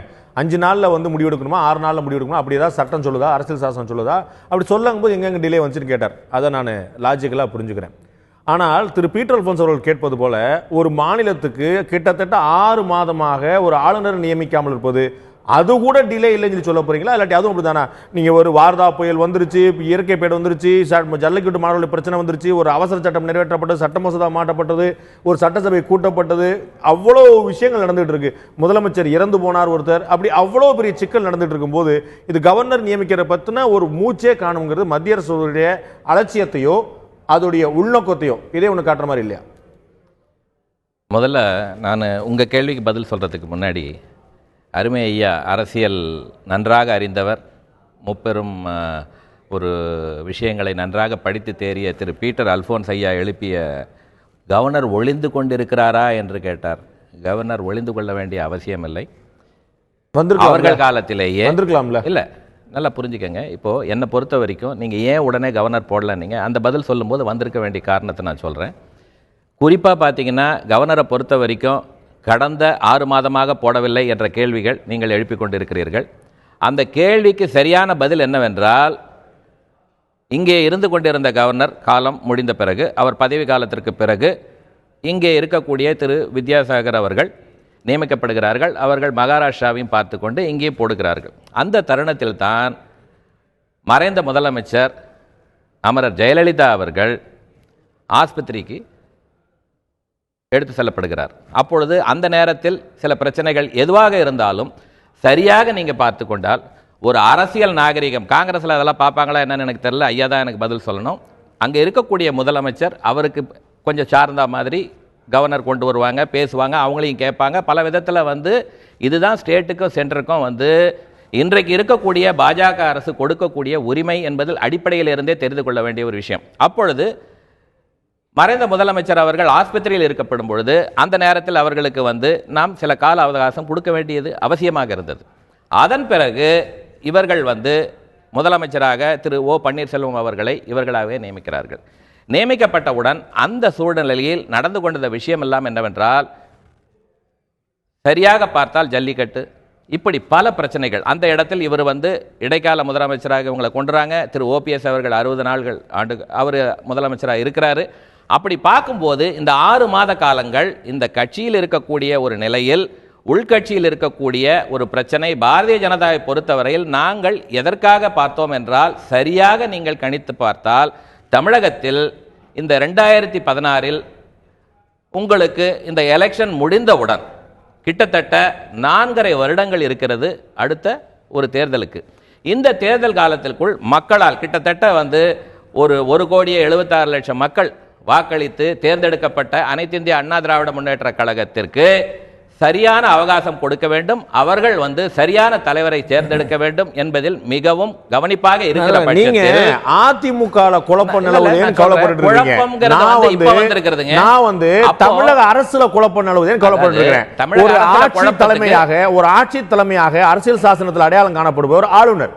அவர் எங்க ஆளை காணுங்க, இவ்வளவு குழப்பம் நடந்திருக்கு, ஆளை காணோம் சொன்னா அதிமுக செட்டில் ஆகணும்னா என்னைக்கு அலை ஓய்கிறது, என்னைக்கு தலை நினைறது? திரு பாண்டே அவர்களே, உங்களுக்கு தாழ்மையுடன் நான் கூறிக்கொள்வதெல்லாம் என்னவென்றால், ஒரு ஆளுநரை நியமிக்கப்படும் பொழுது ஏற்கனவே நான் குறிப்பிட்டது போல இந்த மாநிலத்திற்கு இவர் இருந்தால் சரியாக இருக்கும். எடுத்தவுடனே அவர் சொல்வதை போல ஆளுநர் என்பவர் அவர்கள் காலத்தில் எப்படி நியமித்தார்கள் என்றால், ஆட்டுக்கு தாடி மாநிலத்துக்கு ஆளுநர் என்று குறிப்பிட்டார்களே, அந்த அளவில் தான் காங்கிரஸ் ஆட்சி காலத்தில் நடந்து கொண்டிருக்கிறது. ஆனால் இன்றைக்கு இருக்கக்கூடிய பாஜக ஆட்சியில் இந்த மாநிலத்தில் இப்பேற்பட்ட மனிதர், அந்த முதலமைச்சர், அந்த கட்சிக்கும் மக்களுக்கும் நல்ல முறையில் ஒரு சிறந்த ஒரு அமைப்பை ஏற்படுத்தி கொடுக்கக்கூடிய ஒரு ஆளுநராக இருக்க வேண்டும் என்ற காரணத்தினால் இன்றைக்கு நடைபெற்றுக் கொண்டிருக்கிற வேலையில் நீங்கள் நன்றாக பார்த்தால் ஒரு பிரச்சனை 2 பிரச்சனை என்று 6 மாதத்துக்குள் வந்துவிட்டது. எல்லாமே முடிவு அறிவிக்க வேண்டிய ஒரு சூழல். ஒரு முதலமைச்சர் 2 மாசமா, டிசம்பர் 5ஆம் தேதி மறைந்த முதலமைச்சர் ஜெயலலிதாவுக்கு பிறகு 2 மாசமா ஒரு பிக்கல் பிடுங்கல் இல்ல அதிமுக. யாருமே இதை எதிர்பார்க்கல நேற்று இரவு வரைக்கும். அந்த 60 நாள் 2 மாசம் அப்ப நீங்க நியமிச்சிருக்கலாமே. புடுங்கல் எல்லாம் சொல்ல முடியாது அருமை சகோதரர் அவர்களே. அதாவது பாத்தீங்கன்னா வார்தா புயல், அதுக்கப்புறம் உடனே நான் கேட்கிறேன், அதெல்லாம் எவ்வளவு பெரிய ஒரு பிரச்சனையை சமாளித்துக் கொண்டிருக்கிறது இந்த தமிழ்நாடு அரசு என்பது உங்களுக்கு நன்றாக தெரியும். அடுத்தது ஜல்லிக்கட்டு பிரச்சனை. ஜல்லிக்கட்டு பிரச்சனை இதை மட்டும் கொஞ்சம் பொறுமையா கேளுங்க, நான் சொல்லி முடிச்சிடுறேன். அதாவது என்னன்னா, மக்களுக்கு போய் சேர வேண்டிய கருத்து என்னன்னா, இந்த ஜல்லிக்கட்டு பிரச்சனை ஏன் இவ்வளவு பெரியதாக சென்னையில் மட்டுமல்ல, தமிழ்நாட்டில் இருக்கக்கூடிய ஒவ்வொரு நகர வீதிகளில் மட்டுமல்ல, இந்தியா பூராவும் மட்டுமல்ல, அகில உலகிலேயே அனைத்து தமிழர்களுமே நடுரோட்டிற்கு ஜல்லிக்கட்டிற்காக குரல் எழுப்பினார்களே, அது எதற்கு? சார் அதெல்லாம் நீங்க பாத்தீங்கன்னா இன்னைக்கு விவாத பொருள் வேற சார். 50 வருடங்களாக ஒரே செகண்ட் தான் நான் முடிச்சிடறேன். 40-50 வருடங்களாக இங்கே நடைபெற்றுக் கொண்டிருக்கூடிய இந்த அரசானது, திராவிட கட்சிகள் என்ன செய்கிறார்கள் என்பதை பார்க்கும் பொழுது இந்த மக்களுக்கு பல வகையான ஏமாற்றங்கள், முழு வடிவாக தான் நடுரோட்டுக்கு வந்திருக்காங்க. அப்படி இருக்கும் பொழுது இன்றைக்கு கவர்னரை கொண்டு வரும்போது இவங்க 2 பேருக்குள்ளே உட்கட்சி பூசல். இல்ல திருராஜா, நான் சொல்றேன், அதுல என்ன பண்ண முடியும்? நீங்க டாபிக்கே வேறங்க, நீங்க வேற ஏதோ டாபிக் பேசுறீங்க. நான் கேக்குறேங்க, ஒரு 2 மாசமா நீங்க சொன்ன போல பீட்டர் அல்போன்ஸ் கேட்டார் இல்லையா, அவர் கேட்டது என்ன கேட்டார்? ஒளிந்து கொண்டு இருக்கிறார் என்று சொல்கிறார்கள். இன்றைக்கு இருக்கக்கூடிய பிரச்சனையில் ஒரு சரியான கவர்னர் பார்த்து கொண்டிருக்கிறார். இதற்கு முன்னால் 6 மாதத்திற்கு வேற யாருமே பொறுப்பான கவர்னர் இல்லாம வேற இடத்துல இருந்து இவ்வளவு கிரைசிஸ் நடக்கும்போது 6 மாசமா காலி வச்சு சார், அமைதியா இருந்தா பிரச்சனை கிடையாது சார். இவ்வளவு பஞ்சாயத்து நடக்கும்போது இதுக்குன்னு பிரத்யேக ஆளுநர் இருந்தா நான் ஒரு கேளுங்க, ஒரே ஒரு கிரைசிஸ் நீங்களே சொல்லுங்க. சட்டமன்ற குழு தலைவராக திருமதி வி.கே. சசிகலா தேர்ந்தெடுக்கப்பட்ட உடனே நமக்கு ஒரு நிரந்தர ஆளுநர் இங்க ராஜ்பவன்ல கிண்டில உட்கார்ந்து இருந்தாருன்னு அன்னைக்கு மதியம் நேரா 4 மணிக்கு அவரை பார்த்து இருந்திருப்பாங்க. முடிஞ்சிருக்கும், இன்னைக்கு பதவி ஏற்று தேதி கொடுத்து அடுத்த வேலையை பார்க்க போயிருப்பாங்க. ஆனால் ஆளுநர் தமிழ்நாட்டில் அப்படி ஒரு சம்பவமே நடக்காத மாதிரி கோயம்புத்தூர்ல வச்சிருந்த நிகழ்ச்சியை ரத்து பண்ணிட்டு தமிழ்நாட்டுக்கு வராம அங்க டெல்லியில இருந்துட்டு நேரா மும்பை போய் மும்பையில ஒத்துக்கொண்ட நிகழ்ச்சியும் ரத்து செய்துட்டு ஒரு நாள் முழுக்க ராஜ்பவனில் இருந்திருக்கிறார். அவர் நிறைய பணி புரிஞ்சிருக்காரு, சும்மா உட்கார்ந்துருக்காரு சொல்ல, ஃபுல் வேலை பார்த்திருக்காரு. இங்க ஒரு பிரச்சனை நடந்து முதலமைச்சர் யாரும் தெரியாது குழப்பம் ஓடிட்டு இருக்கும்போது தமிழ்நாட்டு நிகழ்ச்சியும் ரத்து, மும்பை நிகழ்ச்சியும் ரத்து, நீங்க ஆளுநர் மாளிகையில் உட்கார்ந்துருக்கீங்க. அப்ப ஏன் அந்த கேள்வி கேட்க மாட்டாரு? இந்த இடத்துல நீங்க நல்லா புரிஞ்சுக்கணும். அவங்க திருமதி சசிகலா அவர்கள் பதவியேற்ற உடனே ஆளுநர் இருந்தா நேரா போயிருப்பாங்கன்னா, திரு நடராஜன் அவர்கள் எதுக்கு கருத்து சொல்லணும்? திரு ஓபிஎஸ் அவர்களே இருக்கலாம், இப்பொழுது அதற்கு ஒன்றும் அவசரம் இல்லைன்னு எதுக்கு சொல்லணும்? அதற்காக வந்து இவங்க கூப்பிடுவாங்கன்றதுக்காக வந்து அமர்ந்திருக்க முடியுமா? இவர்கள்லாம் ஒட்டுமொத்தமா போய் பார்க்கும்போது சொன்னது ரொம்ப முன்னாடி இப்ப இல்லன்னு சொல்ல போறதில்ல. இப்ப இவங்க வந்து ராஜினாமா கொடுத்தாங்க, கொடுத்த உடனே அவர் ஏத்துக்கிட்டாரு. இப்ப நடுவுல வந்து இந்த பிரச்சனை இருக்கும் பொழுது எத்தனை, அதாவது அருமை அவர் பீட்டர் அல்போன்ஸ் குறிப்பிடும் பொழுது என்ன சொன்னாங்க? அரசியல் சாசனத்தில் எல்லாம் குறிப்பிடப்பட்டிருக்கிறது. அரசியல் சாசனம்னா இந்த மாநிலத்தில் ஒரு பிரச்சனைனா ஒரே ஒரு எழுத்து இல்ல, அதில் இருக்கக்கூடிய சட்ட திருத்தங்கள் பார்த்தீங்கன்னா பலது இருக்குது. அந்த பல சட்ட திருத்தங்களில் இன்றைக்கு மாநிலத்தில் எந்தவித பிரச்சனையும் வந்துவிடாமல் நன்றாக ஒரு அரசு அமைய வேண்டும் என்று இன்றைக்கு ஆளுநர் அவர்கள் பல விதத்தில் அவர்கள் வந்து ஆலோசித்துக் கொண்டு இருப்பது தவறு என்று நினைக்க முடியாது. அவர்களுக்கு இந்த அலுவல் தான் இருக்கிறது என்று சொல்ல முடியாது. இன்றைக்கு வருகிறேன் என்று சொல்லும் பொழுது இன்றைக்கு பாருங்கள் இங்கே இருக்கக்கூடிய அனைத்து எம்பிகளும் இருக்கா சார்? ஒரு மாநிலத்துல முதலமைச்சர் யார் என்று தெரிந்து கொள்ள முடியாத நிலைமையில் இருக்கக்கூடிய இதை விட ஒரு பிரச்சனை பாண்டே அவர்களே, உடனடியாக முதலமைச்சரை நியமிக்க வேண்டும் என்ற பிரச்சனை என்றைக்கு வந்தது? 2 தினங்களுக்கு முன்னால் தான். 5ஆம் தேதி மதியம் வந்து அதிமுக சட்டமன்ற குழு உறுப்பினர் புதிதாக தேர்ந்தெடுக்கப்படுகிறார். அவர் அன்னை சாயந்தரமே முதலமைச்சராக உரிமை பெற்றவராகிறார். ஆனால் இன்னைக்கு வரைக்கும் அவர் வந்து பதவி பிரமாணம் செய்து வைக்கப்படுமா என்ற கேள்வியோட இருந்திருக்கிறது. அதற்கான காரணம் ஆளுநர் இல்லாம. இந்த இடத்துல நீங்க நல்லா பாத்தீங்கன்னா உடனே அப்பொழுது இருந்த திரு ஓபிஎஸ் அவர்கள் ராஜினாமாவை கொடுத்து விட்டார். ராஜினாமா ஏற்கப்பட்டு விட்டது. இவர்கள் வந்து நாள் பார்க்கணும், நட்சத்திரத்தை பார்க்கணும்னு சொல்லிட்டு திரு செங்கோட்டையன் அவர்களே பேட்டி கொடுத்திருந்தார். அவர் ஒண்ணு அன்னைக்கு 5ஆம் தேதி போறேன்னு சொல்ல, நீங்களாக நினைத்துக் கொண்டு திசை திருப்பதற்காக ஒரு கேள்வி கேட்கிறது தவறு என்று நான் கருதுகிறேன். அப்புறம் எதுக்கு செங்கோட்டையன் அன்றைக்கு வந்து திரு செங்கோட்டையன் அவர்களும் திரு பன்ருட்டி ராமச்சந்திரன் அவர்களும் இருவரும் அமர்ந்து கொண்டு நாங்கள் இந்த தேதியை உருவாக்கவில்லை, ஏன் நாங்க ராஜாஜால ரெடி ஆயிட்டு இருக்கோம்? அப்படிலாம் ஒண்ணுமே இல்லையே, நாங்க நாள் பார்த்து நட்சத்திரத்தை பார்த்து தான் பண்ண போறோம் தானே சொன்னாங்க சென்னை பல்கலைக்கழகத்துல. கரெக்ட், இருக்கட்டும். அது எதற்கு அந்த மாதிரி ஒரு வார்த்தை அவர் சொல்ல வேண்டும்? சென்னை பல்கலைக்கழகத்தில் ஏற்பாடுகள் நடந்து கொண்டிருக்கிறது என்று இருந்தால் இவர்கள் அதை சொல்லி இருக்கலாமே. ஆளுநர் வரவில்லை, ஏற்பாடு பண்ணி ஆளுநர் தான் சார் ஏற்பாடு பண்ண முடியும். ஆளுநர் என்ன ஏற்பாடு பண்ணுவார்? இவங்க கேட்கணும், இவங்க லெட்டர் கொடுக்கணும், இவங்க அப்ரோச் பண்ணணும், நாள் ஃபிக்ஸ் பண்ண, இவங்க நாள் நீங்க இருந்தா சார் ஃபிக்ஸ் பண்ணுவாங்க. சார் ஒரு நிமிஷம் கேளுங்க, ஒரு நிமிஷம் கேளுங்க. ராஜா இருப்பவர் கூட ஒரு நாள்ல இங்க வந்துற முடியும். திரு ராஜா, ராஜினாமா கடிதம் என்பது கரஸ்பாண்டன்ஸ்லயே முடிச்சிட முடியும். ஆனால் நான் முதலமைச்சராக பதவியேற்க என்னை நீங்கள் அழையுங்கள், எனக்கு இத்தனை எம்எல்ஏ கூட ஆதரவு இருக்கிறது என்பது நேரடியாக அந்த வேட்பாளர் போய் சொல்லணும். அவர் அதை பார்த்துட்டு அந்த பேப்பரை செக் பண்ணிட்டு 134 பேர் கையெழுத்து போட்டுருக்காங்களா, வெரி குட்ங்க, நீங்க வந்து வாங்க சொல்லி அவர் அழைக்கணும். உங்களுக்கு தெரியாத வரலாறு அதுதான், அப்படித்தானே செய்ய வேண்டும். இருந்தா தானே அதாங்க. அப்ப அந்த நேரத்தில் அவர் இல்ல. இவங்க கிளம்பும் போது கோயம்புத்தூர்ல இருந்து ஊட்டியில நிகழ்ச்சியை முடிச்சிட்டு கோயம்புத்தூர்ல இருந்து அவர் செல்லும் பொழுது அந்த மாதிரி ஒரு கருத்து இருந்தால் இவர்கள் கண்டிப்பாக இன்றைக்கு என்ன இங்க இருந்து வந்துட்டு கோயம்புத்தூர்ல போய் பார்த்து கேட்டிருக்க முடியாதா, பார்த்திருக்க முடியாதா, அவரிடம் கேட்டிருக்க முடியாது. இவர்களே கேட்கவில்லை. அப்பொழுது அவங்க சாவகாசமாக இருக்கலாம். ஒரு நிகழ்ச்சிக்காக போறவரை தொந்தரவு பண்றது வழக்கமா சார்? ராஜ்பவன்ல இருக்கும்போது பேசுவாங்க. அதே மாதிரி ஒரு நிகழ்ச்சிக்கு தானே டெல்லிக்கும் சென்றிருக்கிறார், டெல்லிக்கு கல்யாணத்துக்கு போனார் சார். என்னங்க, டெல்லிக்கு கல்யாணத்துக்கு போகும்பொழுது இந்த பிரச்சனை வந்து விட்டது. அதன் பிறகு அவர் மத்திய உள்துறை அமைச்சர்ல இருந்து எல்லாத்தையும் பார்த்திருக்காருல்ல, அது உங்களுக்கும் தெரியும் அல்லவா? இல்ல சார், அப்ப நான் இங்க பிரச்சனை எங்க நடக்கும் இங்க பேசுங்க சார். கால்ல கட்டி நீங்க கண்ணுல ஆபரேஷன் பண்ணிருந்தீங்க, கட்டி கால்ல இருக்கு, கட்டி கால்ல இருக்கு, நீ கண்ணுல ஆபரேஷன் பண்ணி நாங்க வந்து கவனிக்கிறோமா இல்லையா? இதுக்கு நானும் விளையாட்டா ஒரு பதில் சொல்ல முடியும். ஆபரேஷன்ன்றது வந்து இன்றைக்கு நாம் அங்கிருந்து பார்த்து கொண்டே இங்க செய்து விட முடியும், அத்தனை வசதி இருக்குது. இது விதண்டாவாதத்திற்கு வேணா ஒத்து வரும். ஒரு அரசியல் சாசன பிரகாரம் நீங்கள் பதவி பிரமாணம் வீடியோ கான்ஃபரன்ஸ்ல பண்ண முடியாது. வீடியோ அப்படி நான் சொல்ல வரவில்லை. நீங்கள் ஆபரேஷனை சொன்னதுக்கு தான் பதில் சொன்னேனே தவிர அதுக்கு சொல்லல. நான் சொல்றது எல்லாமே நேரடியாக செய்ய வேண்டிய விஷயங்கள். மத்திய அரசு சரியான ஒரு முறையில் நாங்கள் என்ன செய்ய வேண்டுமோ அதை சரியாக செய்து கொண்டிருக்கிறோம். அதன் பிறகு ஐயா அவர்கள் குறிப்பிட்டது போல எந்த இடத்திலும் ஓடி ஒழிய வேண்டிய அவசியம் எங்களுக்கு கிடையாது. அது திருமதி இந்திரா காந்தி அவர்கள் காலத்திலிருந்து, ராஜீவ் காந்தி காலத்திலிருந்து, மன்மோகன் சிங்கால் ஆட்டி வைக்கப்பட்ட சோனியா காந்தி அம்மையார் காலத்திலிருந்து பல மாநிலங்களில் அவர்களுக்கு என்ன வேண்டுமோ அதை மிரட்ட வேண்டும், அதில் இப்படி செய்ய வேண்டும். இப்படி இருந்ததனால்தான் தமிழர்களுக்கு ஏகப்பட்ட பாதிப்பு. காவிரி பிரச்சனை, உங்களுக்கு முல்லை பெரியார் பிரச்சனை, இத்தனை பிரச்சனையும் அந்த காலத்தில் வந்தது அவங்களால். நாங்கள் அப்படி செய்ய தயாரானவர்கள் இல்லை. மக்களுக்கு ஒரு பிரச்சனை என்றால் உடனடியாக செய்யப்படும். இது கட்சிக்குள் ஏற்பட்டிருக்க பிரச்சனை. இப்ப நீங்க நல்லா பாத்தீங்கன்னா ஐயா குறிப்பிட்டு சொல்லும் பொழுது ஐயா குறிப்பிட்டாங்க, இன்னைக்கு வந்துட்டு இப்படி ஒரு மொத்தம் எங்களுக்கு இத்தனை பேர் வந்திருக்கிறாங்க அப்படின்னு சொன்னாங்க. கடந்த காலத்தில் நீங்களே சொன்னீங்க, புரட்சி தலைவர் எம்ஜிஆர் அவர்கள் தவறியவுடன் அந்த நேரத்திலும் ஜ அணி ஜே அணி என்று இரண்டாக உடைந்த பொழுது அன்றைக்கு அதிகமான எம்எல்ஏக்களையும் அதிகமான மந்திரிகளையும் பெற்றிருந்தவர் தான் ஜானகி. ஆனால் குறைந்த அளவிலேயே இருந்த எம்எல்ஏக்களையும் மந்திரிகளையும் வைத்துக் கொண்டு தான் டாக்டர் புரட்சி தலைவி என்கின்ற மகோத்தமான ஒரு பெரிய அரசியலுக்கு பின்னால் உத்திடப்பட்டிருக்கிறது. இந்த வித்திடப்பட்டிருக்க காரணத்திலிருந்து என்ன சொல்ல முடியும் மக்களுக்கு?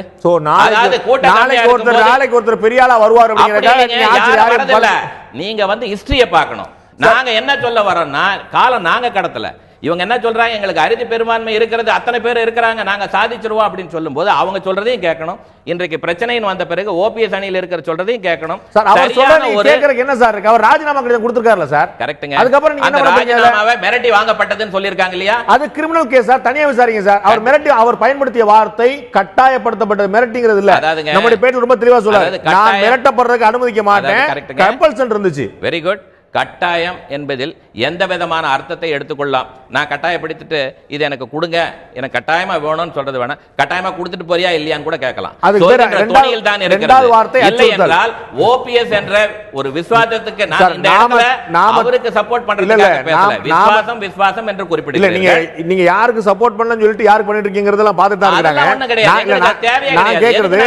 நான் கேக்குறது, முதலமைச்சர் சொல்கிறார் நான் அச்சுறுத்தப்படவில்லை, நான் மிரட்டப்படவில்லை, அவர்தான் சொன்னார், அவரே சொல்லிட்டாரு. அப்புறம் நீங்க வந்து இல்ல மிரட்டறதுக்கு நான் என்ன தோணிங்கறது அர்த்தமே இல்ல. அத பத்தி எல்லாம் சொல்லல. சொன்ன கருத்துக்களை நன்றாக புரிந்து ராஜினாமா பண்ணிட்டாரு. அதுக்கு அப்புறம் நீங்கள் இன்றைக்கு குறிப்பிடுவது பார்த்தால் ஏதோ நாங்கள் தான் இவர்களுக்கு சொல்றோம் அப்படின்ற மாதிரி கிடையாது. தற்போது வந்திருக்கக்கூடிய செய்தி, நாளை சென்னை வரக்கூடிய ஆளுநர் திரு வித்யாசாகர் ராவ் அவர்கள், சென்னைக்கு கூடுதலாக இருக்கக்கூடிய ஆளுநர் திரு வித்யாசாகர் ராவ் அவர்கள் நாளை அனைத்து இந்திய அண்ணா திராவிட முன்னேற்ற கழக சட்டமன்ற உறுப்பினர்களை சந்திப்பதற்கான நேரம் கொடுத்திருக்கார் அப்படிங்கிற செய்தி தற்போது வந்திருக்கிறது. அதிமுகவுடைய சட்டமன்ற உறுப்பினர்களை சந்திப்பதற்கான நேரம் கொடுத்திருக்கிறார் ஆளுநர் வித்யாசாகர் ராவ் அவர்கள். இந்நிலையில் நிகழ்ச்சி நம்முடைய இந்த பகுதியில் திரு பன்னீர்செல்வம், தமிழக முதலமைச்சர் திரு பன்னீர்செல்வத்துக்கு தன்னுடைய ஆதரவை வழங்கியிருக்கக்கூடிய வாசுதேவன் ஊத்தங்கரை சட்டமன்ற தொகுதியுடைய சட்டமன்ற உறுப்பினர் திருமதி மனோரஞ்சிதம் அவர்கள் முறையிருந்திருக்கார். உங்களை நிகழ்ச்சிக்கு வரவேற்கிறேன் மனோரஞ்சிதம்.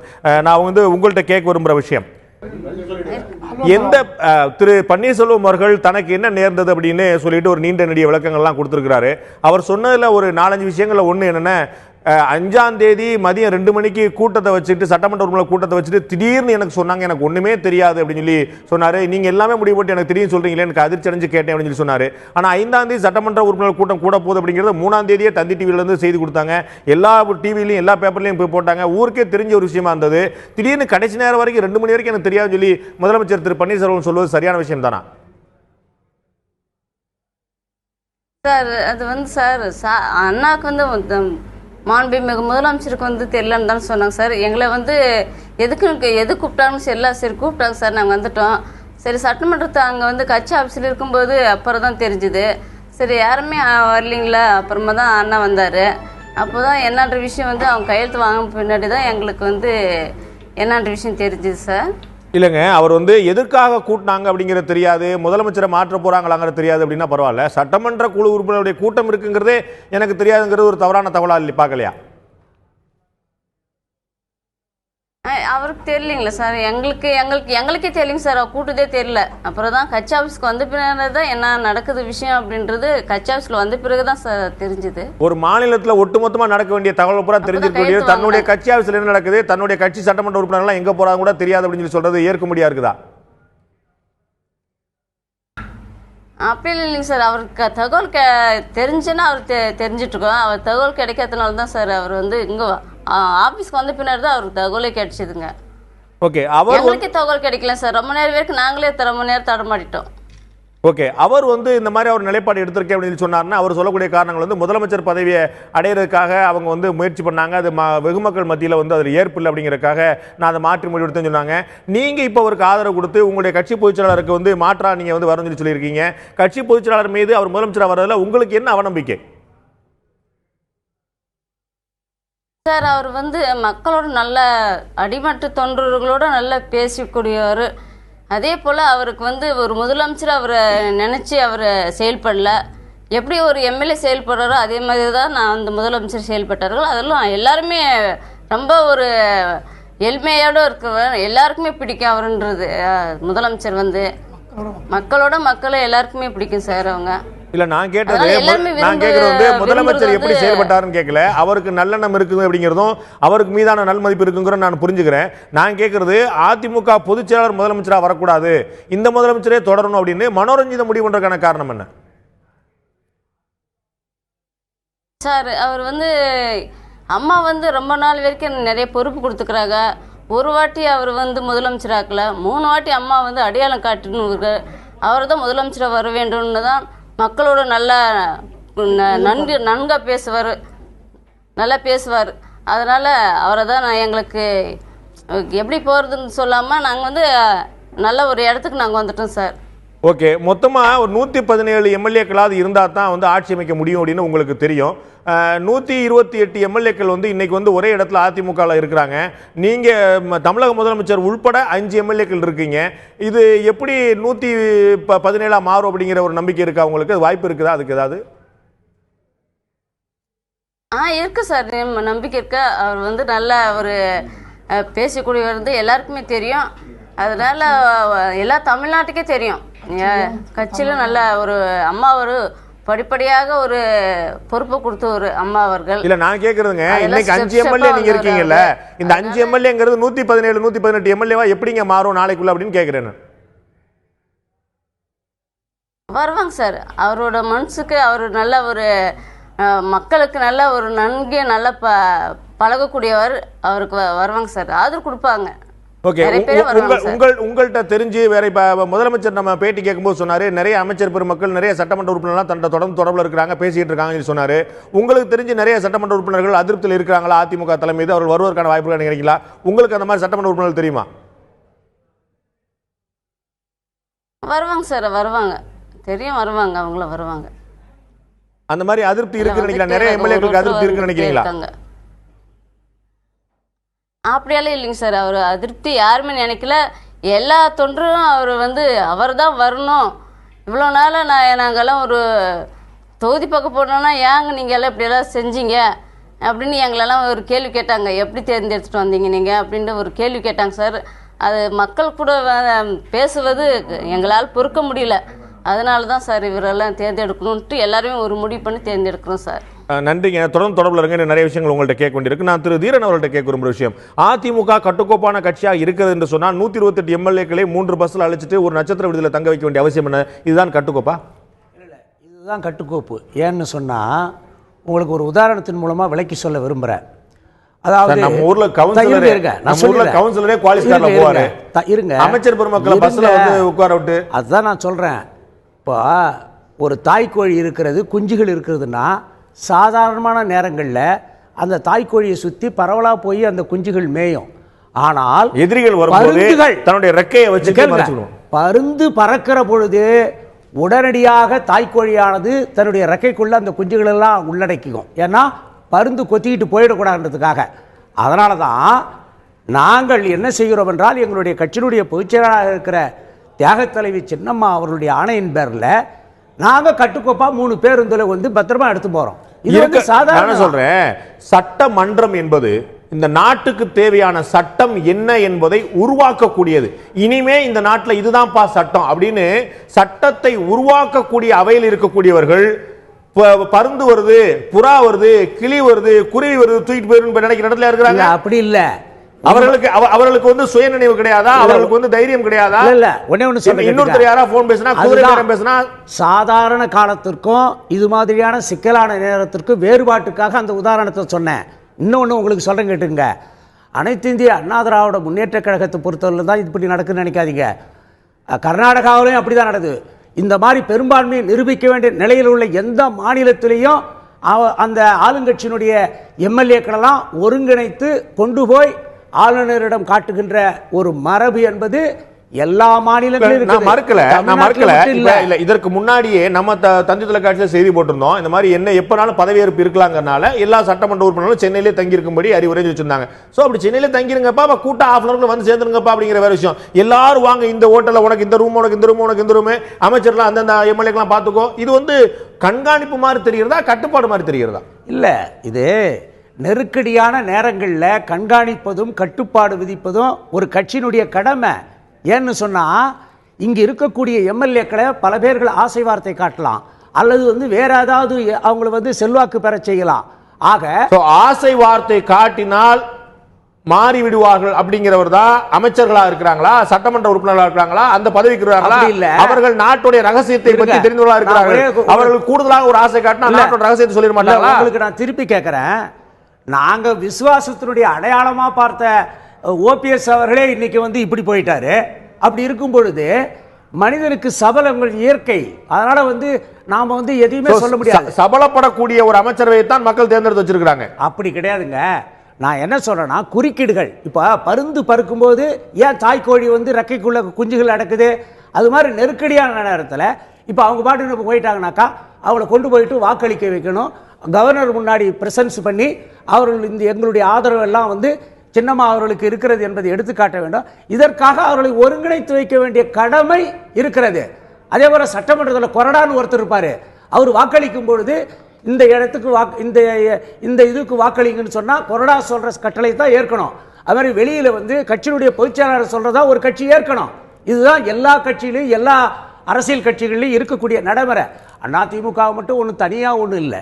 ஓகே, திரு பீட்டர் அல்போன்ஸ் அவர்கள்ட்ட நான் கேட்க விரும்புகிற விஷயம், எல்லாருமே உச்சநீதிமன்றம், மத்திய அரசு, பாஜக, ஆளுநர், தமிழக முதலமைச்சர், அதிமுக பொதுச் செயலாளர் எல்லாருமே காத்திருப்பது அந்த ஒரே ஒரு ஜட்ஜ்மெண்ட் டேக்காகவா? தீர்ப்பு என்ன வருகிறது, சொத்து வழக்கு மேல்முறையீட்டில் என்ன வருகிறது, அதன் பிறகு என்ன செய்யலாம் என்று பார்ப்போம், சாதகமாக வந்தால் அந்த பக்கம், பாதகமாக வந்தால் இந்த பக்கம் என்று அத்தனை பேருமே மையப்படுத்தி தாமதப்படுத்தி இல்லாட்டி தங்களுடைய ட்ரம்ப் கார்டு என்ன என்பதை நெஞ்சுக்கு நிகரில் வைத்து இதெல்லாம் செய்வதற்கான காரணம் என்னென்றால் இந்த தீர்ப்பு எப்படி வருங்கிற ஒரே ஒரு மையப்புள்ளிலா? அதாவது பாண்டே வந்து நிச்சயமாக உச்சநீதிமன்றத்தினுடைய தீர்ப்பு வந்து ஒரு பெரிய விளைவுகளை ஏற்படுத்தக்கூடிய ஒரு தீர்ப்பு என்பதிலே யாருக்கும் மாற்று கருத்து இருக்க முடியாது. இந்த உச்சநீதிமன்ற தீர்ப்பு ஏன் இவ்வளவு தாமதமானது என்பதை பற்றியெல்லாம் சற்று நாம் யோசிக்க கடமைப்பட்டவர்களாக இருக்கிறோம். ஒரு முக்கியமான வழக்கில் ஏறக்குறைய 7-8 மாதங்கள் வந்து நீதிமன்ற தீர்ப்புகள் வரவில்லை என்று சொன்னால் அதனால் என்ன விளைவுகள் ஏற்படும் என்பதையெல்லாம் இன்று நாட்டிலே பார்த்து கொண்டிருக்கிறோம். இன்னைக்கு வந்து ஆளுநர் அவர்கள் நாளை வருவது வந்து எப்படி வருகிறார் என்று சொன்னால், இன்னைக்கு அண்ணா திராவிட முன்னேற்ற கழக சட்டமன்ற உறுப்பினர் கூட்டத்திலே இருந்து கசிய விடப்பட்ட தகவல்கள் தான். இவர்கள் டெல்லிக்கு வரப்போகிறார்கள், பாராளுமன்றத்திற்கு முன்பு இவர்கள் அமர்ந்து தர்ணா செய்வார்கள், அகில இந்திய ஊடகங்களிலே வந்து அது ஒரு பாராளுமன்றம் நடந்து கொண்டிருக்கின்ற போது மிகப்பெரிய குழப்பத்தை பாராளுமன்றத்திற்குள்ளே உண்டாக்கிவிடும் என்கிற நிர்பந்தம் வந்த பிறகுதான் இன்று வந்து ஆளுநர் அவர்கள் அவசரமாக ஓடி வருகிறார் என்பதுதான் எனக்கு கிடைத்திருக்கிற தகவல். அது எவ்வளவு தூரம் உண்மையோ பொய்யோ, ஆனால் இல்ல நாளைக்கு நாடாளுமன்ற உறுப்பினர் தான் சந்திக்கிற திட்டம் வந்து தவிர சட்டமன்ற உறுப்பினர் எல்லாருமே இங்கே தான் இருக்கிறாங்க. ஆளுநர் எப்பனாலும் வரமாட்டேன்னு சொல்லல. எப்ப வருவே தெரியாது. இன்னைக்கு தொலைக்காட்சியிலே சட்டமன்ற உறுப்பினர்கள், அண்ணா திராவிட சட்டமன்ற உறுப்பினர்கள் டெல்லிக்கு சென்று குடியரசுத் தலைவர்களை சந்திக்க இருக்கிறார்கள் என்கிற செய்தி இன்று பல்வேறு தொலைக்காட்சிகளிலே இன்று ஒளிபரப்பப்பட்டது. நீங்கள் அதை பார்த்தீர்களோ பார்க்கவில்லை எனக்கு தெரியாது, பார்த்தவர்களுக்கு தெரியும்.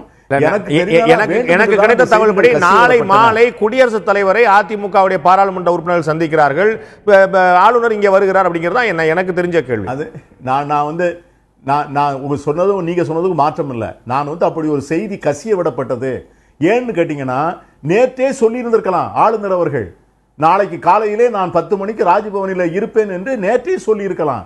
ஏன் சொல்லவில்லை? இன்னைக்கு வந்து நான் ஒரு உதாரணம் சொல்லுகிறேன். சட்டமன்ற உறுப்பினர் ராஜினாமா கொடுத்தாலே அதை வந்து சபாநாயகர் வந்து நேரிலே பார்க்காமல் ஏற்றுக்கொள்வதில்லை. ஒரு முதலமைச்சர் ராஜினாமா செய்கிறார் என்று சொன்னால் ஒரு பொறுப்பான ஆளுநர் ஓடி வந்து அவரை கூப்பிட்டு என்ன விஷயம் என்று கேட்டிருக்க வேண்டாமா? அதற்கான நிறைய முன்னுதாரணங்கள் நீங்க மறந்துட முடியாது. உங்களுக்கு நல்லா தெரிஞ்ச உதாரணம் 2004 வந்து 2004 சட்டமன்ற தேர்தல் பீகார்ல நடந்த போது அங்க வந்து யாருக்கும் பெரும்பான்மை இல்லாமல் இருக்கும்போது ரஷ்யால அப்துல் கலாம் அவர்கள் ஜனாதிபதியாக ரஷ்யால இருக்கும்போது அங்கிருந்தே அவருடைய ஆட்சி கலைக்கப்பட்டது. இந்தியாவிலேயே இல்லாத ஒரு ஜனாதிபதி மூலமாக இந்தியாவில் இருக்கக்கூடிய ஒரு மாநிலத்துடைய ஆட்சி கலைக்கப்பட்டது நீங்கள் அறிந்திருப்பீர்கள். அதாவது நான் சொல்றதுக்கும் நீங்க சொல்றதுக்கும் ஒன்றும் வித்தியாசம் இல்லை. இன்னைக்கு வந்து ஒரு ரஷ்யாவிலே வந்து ஒரு ஜனாதிபதி இருப்பது என்பது ஒரு ஏற்கனவே திட்டமிடப்பட்ட ஒரு நிகழ்ச்சி. குடியரசுத் தலைவருக்கு வந்து அந்த நாட்டு அதிபரோடு சந்திப்பதற்கான ஏற்பாடுகள் எல்லாம் செய்யப்பட்ட நிலையிலே வெளிநாட்டிலே இருக்கிற ஒரு அவசர நிலையை விட்டு அவர் வந்து ஓடி வந்துட முடியாது. ஆனால் ஆளுநர் வித்யாசாகர் ராவ் எங்கே இருந்தார்?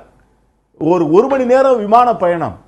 அது வந்த உடனே தொலைபேசியில பன்னீர்செல்வத்தை தொடர்பு கொண்டு என்ன நடந்தது, இன்னைக்கு அவர் ஒரு முதலமைச்சர் வந்து சொல்லுகிறார் அல்லவா, நான் கட்டாயப்படுத்தப்பட்டேன். இன்னைக்கு என்ன ஒரு கான்ஸ்டிடியூஷனல் கிரைசிஸ் வந்திருக்கு. இன்னைக்கு வந்து இந்த ரெசிக்னேஷன் ஹஸ் பீன் அக்செப்டட். இப்பொழுது அவர் நான் திரும்ப அதை பெறுவேன் என்று சொல்லுகிறார். அது சாத்தியமா? இன்னைக்கு நண்பர் ராஜா அவர்கள் வந்து சொல்லுகிறார்கள் ஆளுநரை வந்து கேட்டுத்தான் போடணும்னு. முதலமைச்சர் ஜெயலலிதா அவர்கள் ஹெல்த்தியாக இருக்கின்ற போதே ஆளுநர் முடிந்து விட்டது பழைய ஆளுநருக்கு, ரோசையாவுக்கு. அதற்கு பிறகு வந்து 3 ஆளுநர்களை அவரே வந்து பழைய முதலமைச்சரே சஜஸ்ட் பண்ணார். ஏற்கனவே குஜராத்தில் முதலமைச்சராக இருந்த பெண் முதலமைச்சரை வந்து இங்கே போடுங்கள் என்று நம்முடைய பழைய முதலமைச்சரே கேட்டார். இதே நேரத்தில் அவர் சொல்றாரு, நான் சொல்றேன் கேரள மாநிலத்தில் ஓமன் சண்டி முதலமைச்சராக இருக்கின்ற போது அவரை கேட்டுட்டு தான் நீங்கள் வந்து சுப்ரீம் கோர்ட் ஜஸ்டிஸ் சதாசிவத்தை போட்டீங்களா? அதை அவர்கள் எதிர்க்கவில்லையா? ஆகவே நான் விஷயம் தெரியாதவர்களிடம் பேசியது போல நண்பர் ராஜா அவர்கள் நிறைய தெரிந்தவர்கள், அவருக்கு தெரியாதுன்னு நான் சொல்ல மாட்டேன். ஆகவே இன்னைக்கு என்ன நடந்திருக்கிறது என்று சொன்னால், இன்னைக்கு பட்ஜெட் தயாரிக்க வேண்டிய நேரம். தமிழக அரசு வரக்கூடிய 28ஆம் தேதி பட்ஜெட் போடணும். இன்னைக்கு வந்து வரலாறு காணாத வறட்சி, இன்னைக்கு வந்து ஜிஎஸ்டி வரப்போகுது, இன்னைக்கு வந்து நீட் எக்ஸாமுக்காக வேண்டி மாணவர்கள் குழம்பி போய் இருக்கிறார்கள்.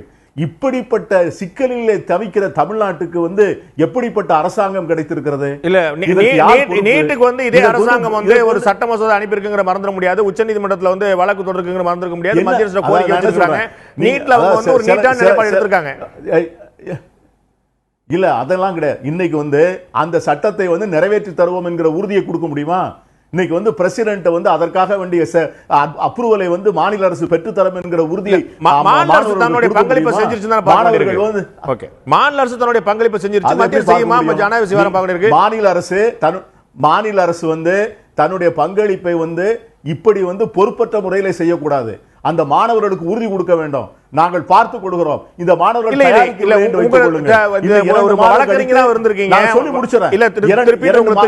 மாதங்கள் குளித்து இல்ல உங்களுக்கு தெரியும், இது வந்து நீட் பிரச்சனை வந்து மாநில அரசு கையிலயோ மத்திய அரசு கையிலயோ கிடையாது, உச்சநீதிமன்றம் கையில இருக்குது.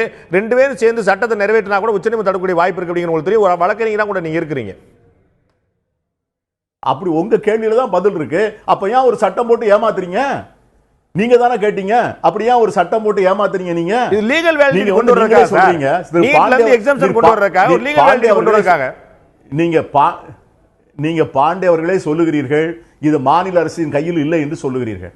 நீங்களே சொல்லுகிறீர்கள் மாநில அரசு தன்னுடைய கடமையை நிறைவேற்றி விட்டது என்று சொல்லுகிறீர்கள். நான் என்ன சொல்றேன் அப்படின்னா, மாணவர்களுக்கு என்ன டெலிவரி ஆயிருக்கு, மாணவர்களுக்கு வந்து என்ன தகவல் கொடுக்கப்படுகிறது? பாஜகவுடைய செய்தி தொடர்பாளர் திரு எம் என் ராஜா அவர்கிட்ட கேட்கும் விஷயம், நாளைக்கு ஆளுநர் வருவது உத்தரவாதமாகிவிட்டது. நாளைக்கு ஆளுநர் அதிமுக சட்டமன்ற உறுப்பினர்களை சந்திப்பது உத்தரவாகிவிட்டது. இந்த இடத்துல அதிமுக சட்டமன்ற உறுப்பினர் சொல்லும்போது அந்த கட்சிக்கு 136 இடங்கள், அதில் ஒரு இடம் காலியா இருக்கு. 135 ஆளுநர் சபாநாயகர் இருக்கிறார். 134 134 5 பேர் இன்னைக்கு இந்த பக்கம் இருக்கிறாங்க, மிச்சம் 122 அந்த பக்கம் இருக்கிறாங்க. இதெல்லாம் கண்கூடா பார்க்கிறோம். முதலமைச்சர் நான் என்னுடைய ராஜினாமாவை வாபஸ் பெறுவேன் என்கிறார். சட்டமன்ற குழு தலைவராக நான் தேர்ந்தெடுக்கப்பட்டிருக்கேன் என்று திருமதி சசிகலா சொல்கிறார். ஆளுநர் செய்ய வேண்டிய கடமையாக நீங்கள் பார்ப்பது என்ன? சட்டமன்றத்தை கூட்டுவதா, ராஜினாமாவை ஏற்பதா, முதலமைச்சராக பதவியேற்பு செய்வதா? இந்த இடத்துல குறிப்பாக நீங்கள் பார்க்க வேண்டியது என்னென்னா, மதிப்புக்குரிய ஆளுநர் அவர்கள் வந்து அரசியலில் அதிகமான அனுபவம் பெற்றவர். இங்கே அரசியல் அனுபவம் இல்லை, அரசியல் சாசன அனுபவம். சாசனம் கண்டிப்பாக அவருக்கு தெரிந்திருக்கக்கூடும். ஏனென்றால் அவர் எம்பியாக இருந்திருக்காரு. எம்பிக்கு முன்னாடி வந்துட்டு அவர் ஏற்கனவே மத்திய அமைச்சராக இருந்திருக்காங்க. இன்றைக்கு இருக்கக்கூடிய நிகழ்வில் பார்க்கும்போது அவர்கள் ஏற்கனவே வந்து மத்திய உள்துறை அமைச்சர் மற்றும் சட்ட நிபுணர்கள் அத்தனை பேரையும் சந்தித்திருப்பார்கள். எங்களை பொறுத்த மட்டில் இன்றைக்கு அவர் எடுக்கக்கூடிய நிலை எப்படி இருக்க வேண்டும் என்று நீங்கள் நினைப்பதை விட, அவர் சரியாக தமிழ்நாட்டிற்கு ஒரு உன்னதமான நிலை எப்படி வர வேண்டுமோ, சட்ட சிக்கல் இல்லாமல், அதே நேரத்தில் மக்களால் தேர்ந்தெடுக்கப்பட்ட இந்த அரசு மாண்பு குறையாமல் இருக்க வேண்டிய ஒரு கட்டாயத்தில் இருக்கக்கூடிய ஒரு ஆணையாக பிறப்பிப்பார்கள். மக்களால் தேர்ந்தெடுக்கப்பட்ட பிரதிநிதிகள் 128 பேர் தங்களுடைய சட்டமன்ற குழுவுடைய தலைவி என்று அதிமுக பொதுச்செயலாளர் தேர்ந்தெடுத்திருக்கிறார்கள். அந்த கேள்வி அங்கேயே முடிஞ்சு போச்சு. அதாவது திரு பாண்டே அவர்களே, இந்த இடத்தில் இங்கே நம்ம பேசக்கூடிய சப்ஜெக்ட் என்னன்னா, இன்றைக்கு நீங்க சொல்லியிருக்கிறது திருமதி சசிகலா வர்சஸ் திரு ஓ பன்னீர்செல்வம் அவர்கள். இங்கே பாஜக அரசு அதன் சார்பில் வந்திருக்கக்கூடிய நாங்கள் வந்து எப்படி பண்றோம்னா, இன்றைக்கு தமிழ்நாடு மத்திய அரசுடைய பிரதிநிதியாக ஆளுநர் இருக்கிறார். கண்டிப்பாக மத்திய அரசுடைய பிரதிநிதியாக பாஜக இருக்கிறது. பாஜகவுடைய பிரதிநிதியாக திரு எம் என் ராஜா வந்திருக்கிறேன். ஆகினால் தான் குறிப்பிடுகிறேன், இன்றைக்கு தமிழக மக்கள் மேல் அதிகமான அக்கறையும் அவர்கள் இன்றைக்கு நிம்மதியான ஒரு அரசால் ஆளப்பட வேண்டும் என்ற காரணத்தினால் சட்ட நுணுக்கங்கள் சரியாக ஆராயப்பட்டு, இன்றைக்கு நீங்கள் தான் குறிப்பிட்டீர்கள், ஏற்கனவே பார்த்தீர்கள் அங்கே ஒரு நிம்மதியான அரசா, நல்ல அரசா, வல்ல அரசா அப்படிங்கறலாம். இல்ல கொஞ்சம் பொறுமையா கேள்விக்கு பதில் பாருங்க. இல்ல நான் கேக்குறது, திருமதி மனோரஞ்சிதம் குறிப்பிடும் பொழுது அவங்க என்ன சொல்லிட்டு இருந்தாங்க, நீங்க நல்லா கவனிச்சிருந்தீங்கன்னா, இப்போ இவங்க வந்து குறிப்பில் வந்து 128 பேர் கொடுத்துருக்காங்க, ரொம்ப சந்தோஷம். அதே மாதிரி ஆளுநர்கிட்ட கொடுக்கும்போது அத்தனை பேர் இருக்காங்க, எங்களுக்கு எந்தவித பிரச்சனையும் இல்லை அப்படின்னு சொல்லும்போது, அந்த இடத்துல அவங்க தாராளமாக வந்துட்டு ஆட்சி அமைக்கிறதுல யாருமே வந்து குறை சொல்ல போறதில்ல. எங்களை பொறுத்த அங்க அந்த case வரைக்கும் திருமதி முடிஞ்சது இல்லையான்னு சசிகலா கேக்குறேன். வந்தாலும் சரி, ஓபிஎஸ் வந்தாலும் சரி, அதில் எங்களுக்கு எந்த விதமான தலையீடு கிடையாது. There ends the case இல்லையா? ஆனால் நீங்கள் குறிப்பாக பார்க்க வேண்டிய இந்த இடத்தில் ஒரு பிரச்சனை என்று வரும்பொழுது இன்றைக்கு ஒரு இடத்தில் இன்றைக்கு ஓபிஎஸ் அவர்கள்தான் முன்மொழிந்தார்கள், வழிமொழிந்தார்கள். ஆனால் இந்த இடத்தில் நீங்கள் குறிப்பாக பார்த்தீங்கன்னா ஒரு போலீஸ் ஸ்டேஷனுக்கே போய் ஒரு கேஸ் கொடுக்குறோம். அப்போ வந்து அவன் என்ன பண்ணுவான், போலீஸ்காரன் கொடுக்கும்போது ஆமான்னு எல்லாம் கையெழுத்து போட்டாங்க. கோர்ட்டுக்கு போனோடனே நீதிபதி முன்னாடி அவன் என்ன சொல்லுவான்னா, இல்லவே இல்லைங்க, அவங்க என்ன மிரட்டினாங்க அதனால் கொடுத்தோன்னு சொல்லுவாங்க. எப்படியும் ஆளுநர் போய் எல்லாரும் பார்க்க போகிறாங்க. இன்றைக்கு திரு ஓ பன்னீர்செல்வம் என்ன சொல்கிறாருன்னா, அவர் வந்து மக்கள் மத்தியிலே வந்து இந்த மாதிரி தொலைக்காட்சி வாயிலாக அவர் தெரிவிக்கிறதெல்லாம் வந்துட்டு என்னிடம் எல்லாரும் தொடர்பு கொண்டு பேசிக் கொண்டிருக்கிறார்கள், நான் நிரூபிக்கிறேன் என்று கூறுகிறார். சார், அப்படி நீங்க கூட சொல்லலாம் சார். இவர்களும் இல்ல, என்ன அப்படி நீங்க கூட சொல்கிறார்கள், சொல்லலாம். எங்களிடம் இருக்கிறது, நீங்க நாங்கள் சொல்லலாம், நான் சொல்லலாம். திமுக சட்டமன்ற உறுப்பினர் சேர்த்து ஆதரவு 200 எம்எல்ஏக்கள் ஆதரவு எனக்கு இருக்குன்னு சொல்லலாம். நம்ம சொல்லிட்டே இருக்க வேண்டியது. ஆனா அந்த மாதிரி இல்ல பிரசன்ஸ் காட்டணும் இல்லையா? குறிப்பா திரு ஓ பன்னீர்செல்வம் என்ன சொன்னார்னு பாத்தீங்களா, அரசியலில் எந்த நேரத்திலும் நான் அப்படி செய்யக்கூடிய ஒரு நிலைக்கு தள்ளப்பட மாட்டேன் என்று பேசியிருக்காங்க. அது அவங்களோட பிரச்சனை. இன்னைக்கு பேச வேண்டிய பிரச்சனை எடுத்துக்கிட்டீங்கன்னா, பாஜகவை பொறுத்த வரைக்கும் நாங்க வந்து சமமான ஒரு நிலையில் இருக்கிறோம். Okay, okay. நான் வந்து திருமதி மனோரஞ்சிதம் அவர்கள்ட்ட கேட்க ஒரு விஷயம், உங்களுடைய எதிர்பார்ப்பு என்ன? சட்டசபையை கூட்ட வேண்டும், உங்களுடைய ராஜினாமா வாபஸை ஏற்க வேண்டும் என்று நம்புகிறீர்களா? அல்லது அதிமுகவுடைய சட்டமன்ற குழு தலைவராக திருமதி வி கே சசிகலா தேர்ந்தெடுக்கப்பட்டிருக்கா அப்படிங்கும் போது சட்டம் அவருக்கு தான் சாதகமாக இருக்கும், அவங்களுடைய எம்எல்ஏ களுடைய அப்ளிகேஷனை வாங்கிட்டு அவங்களை பதவியேற்பு செய்வது தான் சரியா இருக்கும்னு நினைக்கிறீங்களா? மனோரஞ்சிதம் கேக்குதா? ஹலோ, உங்களுக்கு கேக்குதாமா? சொல்லுங்க சார். நாளைக்கு ஆளுநர் வரும்போது, நாளைக்கு கவர்னர் வர்றாரு, அதிமுக சட்டமன்ற உறுப்பினர்லாம் பார்க்கிறாரு, பார்க்கும்போது நீங்கள் எதிர்பார்க்கக்கூடிய விஷயம் என்ன? உங்களுடைய தலைவராக இருக்கக்கூடிய தமிழக முதலமைச்சர் திரு பன்னீர்செல்வம் அவருடைய ராஜினாமாவை வாபஸ் பெற்று ஏற்றுக்கணும்னு நினைக்கிறீங்களா? சட்டமன்றத்தை கூட்டணும்னு நினைக்கிறீங்களா? இல்லாட்டி அதிமுக பொதுச்செயலாளருக்கு 128 எம்எல்ஏ கூட ஆதரவு இருக்கனால அவங்க வந்து பதவி பிரமாணம் செஞ்சு வச்சுக்கணும்னு நினைக்கிறீங்களா? இல்லை சார், இவருக்கு நல்லாவே ஆதரவு இருக்குது. பதிப்பிரமாணம் எடுத்துக்குவாங்க சார் ஆளுநர்கிட்ட. யாருங்க? ஹலோ, முதலமைச்சர் ஏற்கனவே முதலமைச்சர் கூடிய திரு பன்னீர்செல்வமா? ஆமாங்க சார், அவர் தான் முதலமைச்சராக வருவார் சார். இல்லைங்க, அவர் ராஜினாமா வாபஸ் பெற்றுவார். அந்த வாபஸ் சசிகலா சொல்லுங்க, நீங்க சொல்லுங்க. என்னங்க சார்? சொல்லுங்க, நீங்க சொல்ல வந்தது சொல்லுங்க. சொல்லுங்க சார். இல்லைங்க, ராஜினாமா கடிதத்தை வாபஸ் பெறுவாரு அப்படிங்கிறதும் வாபஸ் பெறதை ஏற்கனவே நினைக்கிறீங்களா? இல்லைங்க சார், அவர் வந்து நல்லா பெரும்பான்மையோட அவர் முதலமைச்சர் ஆகுவார் சார். பெரும்பான்மையான எம்எல்ஏக்கள் வந்து அதிமுகவுடைய பொதுச்செயலாளர் பக்கம் தானங்க இருக்காங்க. இன்னைக்கு தேதிக்கு எல்லாரும் 128 பேர் ஒரே இடத்துல இருக்காங்க. நீங்க பார்க்கலையா? இல்லைங்க சார், வருவாங்க சார். அவர் ஒரு நல்ல மனசுக்கு நல்லாவே அமையும் சார், நல்லா வருவாங்க சார்.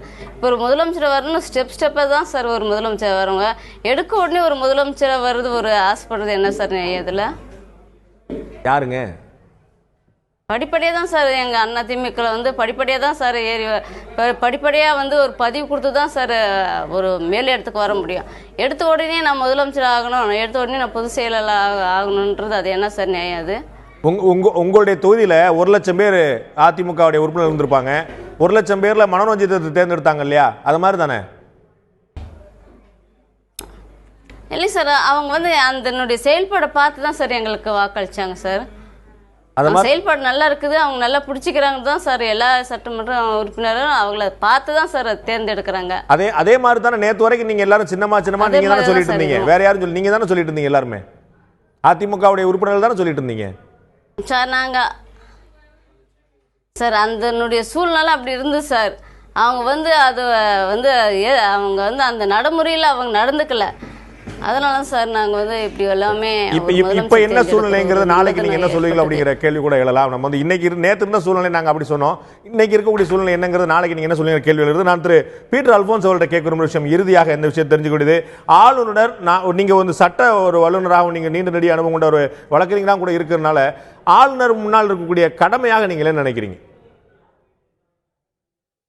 அதாவது ரொம்ப நாளாக வந்து அது வந்து ஒரு கிரே ஏரியாவாக இருந்திருக்கிறது. அதாவது சிங்கிள் லார்ஜஸ்ட் பார்ட்டியினுடைய லீடர் அதை போய் அவர் டிமாண்ட் பண்ண உடனே அவரை கவர்மெண்ட் ஃபார்ம் பண்ண அழைக்கணும் அப்படிங்கிற இதை அது இட் இஸ் நாட் வந்து an ஆட்டோமேட்டிக் டெசிஷன். அது வந்து இட் இஸ் வந்து governor has to apply is mind. அப்படி கொடுக்கறதுனால அவங்களால வந்து ஒரு ஸ்டேபிள் கவர்மெண்ட்டை கொடுக்க முடியுமா அப்படிங்கிறத வந்து ஆராய்ந்து பார்த்து தான் அவர் கவர்னர் வந்து அழைக்கலாம் அப்படிங்கிறதெல்லாம் பல பிரசிடென்ட்ஸ் இருக்கு. ஏன்னா நீங்க வந்து பாத்தீங்கன்னா ஸ்டெபிலிட்டியை யார் சோனியா காந்தி அவர்கள் தலைமையிலே அரசாங்கத்தை அன்னை சோனியா காந்தி அவர்கள் தலைமையிலே போய் வந்து அப்துல் கலாம் அவர்களை பார்த்த பிறகு அதற்கு பிறகு நடந்த நிகழ்வுகள்லாம் உங்களுக்கு தெரியும். அதே போல டாக்டர் மன்மோகன் சிங் அவர்கள் பதவி பிரமாணம் எடுக்க வைத்த சூழ்நிலையெல்லாம் நாம் கடந்த காலங்களிலே பார்த்திருக்கிறோம். என்னை பொறுத்தவரை எனக்கு வந்து சில சந்தேகங்கள் இருக்கின்றன. நாளை உடனடியாக அவர்களை வந்து அவர் அரசாங்கத்தை அமைக்க அழைப்பாரா, இல்லை மீண்டும் முதலமைச்சர் பன்னீர்செல்வத்தை கூப்பிட்டு அவர் என்னென்றால் அவரும் அவரை பார்ப்பதற்கான வாய்ப்புகளை கேட்டிருக்கிறார். அவரை கூப்பிட்டு அவர் வந்து நான் வந்து முன்மொழிந்ததே தவறு என்று சொன்னால் அந்த அந்த ரெசல்யூஷனுடைய எஃபெக்ட் என்ன? இப்போ ஒரு கேண்டிடேட்டை முன்மொழிஞ்சிருக்கிறோம் ஒரு எலெக்ஷன்ல, முன்மொழிஞ்சவரே போய் நான் முன்மொழிந்தது தவறு என்று சொன்னால் அந்த நாமினேஷன் இஸ் இன்வாலிட். ஸோ அதை போல நீங்க அண்ணா திராவிட முன்னேற்ற கழகத்தினுடைய ரெசல்யூஷனை வந்து முன்மொழிந்தது வந்து பன்னீர்செல்வம் தான் முன்மொழிந்தார். அதற்கு பிறகு இன்னைக்கு அந்த 128 எம்எல்ஏக்கள் ஒன்றாக கூடியிருக்கிறாங்க. நாளைக்கு ஆளுநர் முன்னாடி அதே 128 எம்எல்ஏக்கள் ஒன்றாக வர தயாரா இருக்கிறாங்க. அப்படிங்கும் போது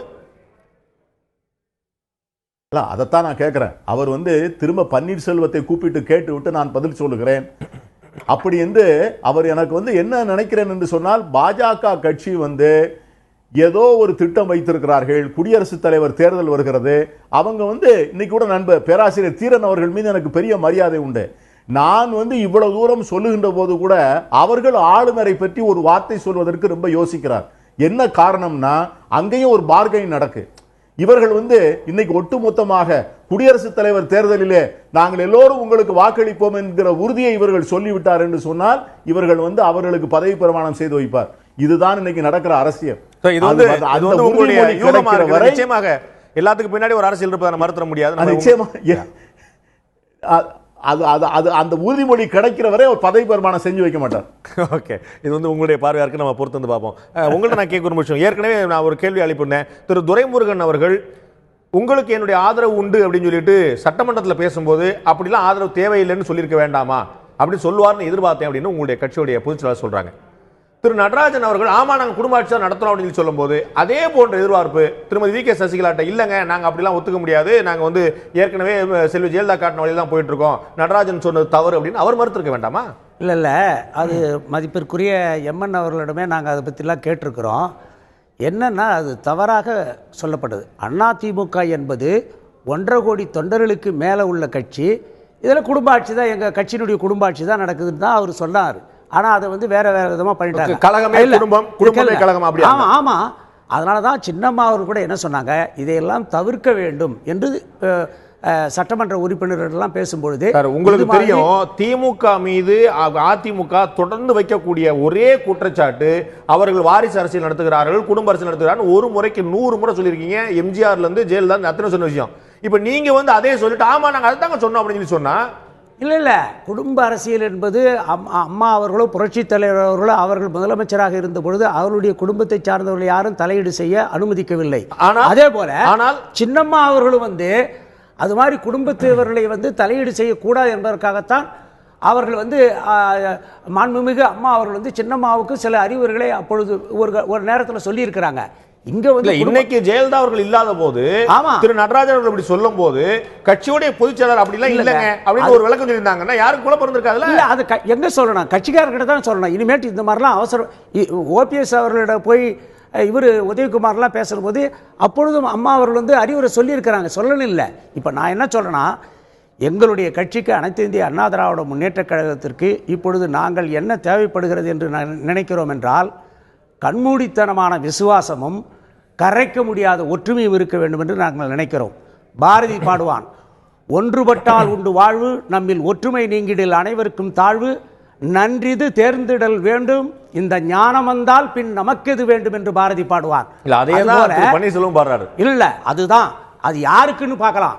உண்மையிலேயே திணைத்துணை நன்றி செய்யணும் பனைத்துணையாய் கொள்வர் பயன் தெரிவர்னு வள்ளுவர் சொல்லுவாரு.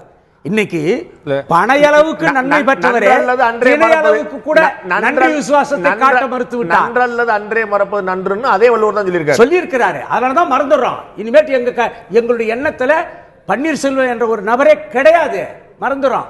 ஆனால் நான் இந்த நேரத்தில் ஒன்னே ஒன்று சொல்றேன். இல்லை இதை முடிச்சிடுறேன்.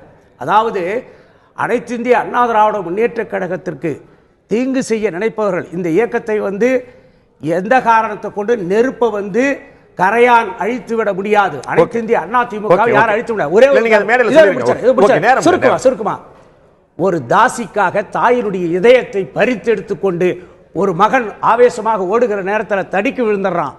தடிக்கு விழுந்த நேரத்தில் அந்த தாயினுடைய இது எப்படி துடித்தது தெரியுமா? மகனே பார்த்து வரக்கூடாதானா?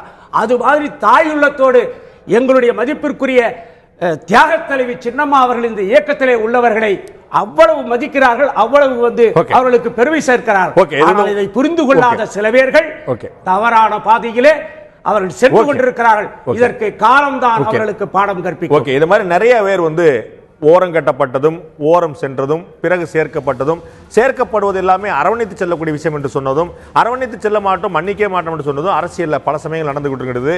நாளை ஆளுநர் வருகிறார், அதிமுக சட்டமன்ற உறுப்பினர்கள் சந்திக்கிறார். நிச்சயமாக நாளை புதிய காட்சிகள் அரங்கேறலாம், புதிய திருப்பங்கள் அரங்கேறலாம். ஆனால் நடப்பது நாடகம் அல்ல, காட்சிகள் நாடகத்துடைய காட்சிகள் அல்ல.